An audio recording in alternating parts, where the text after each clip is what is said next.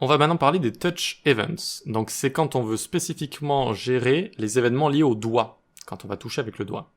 D'accord? Donc on peut venir en créer quelques-uns ici. Document.addEventListener. Donc je suis à l'écoute de quoi? De touch start. Quand je vais poser mon doigt, par exemple mon pouce, mon index, sur un écran.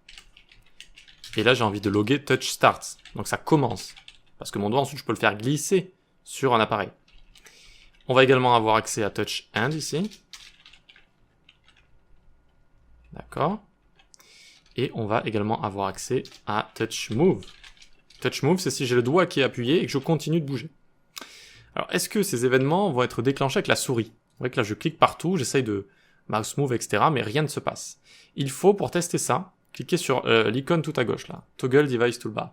Ça permet de tester son site en mode responsive. Mais aussi, vous voyez que mon icône est devenue, ma souris, c'est devenu un point comme ça, parce que ça simule maintenant un doigt. Et attention, je clique, hop, tiens, j'ai eu pas mal de choses ici. Un touch start et touch hand ici. Touch start, c'est vraiment quand j'appuie. Là, j'ai appuyé.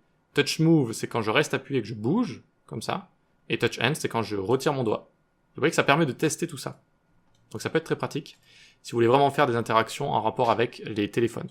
Attention, le clic va également fonctionner en mode coarse. Coarse, C-O-A-R-S-E, ça veut dire grossier. Donc en mode doigt. Donc là, si j'écris clic comme ça fonctionne à la fois comme ça, vous voyez, clic, clic, clic, mais aussi quand je suis là et que je clique, je vais aussi avoir un clic. Donc faites attention à ça. Voilà, tout simplement. On peut avoir envie de remove an event listener click, par exemple, quand on est en mode petit écran. On verra ça dans des astuces un petit peu vers la fin, mais on peut faire du responsive directement avec du JavaScript, des sortes de media query en JavaScript. C'est aussi possible. Donc voilà pour ces événements qui ont un rapport avec le touch, donc avec les doigts quand on est sur des appareils comme les tablettes ou les téléphones. Allez, on passe à la suite.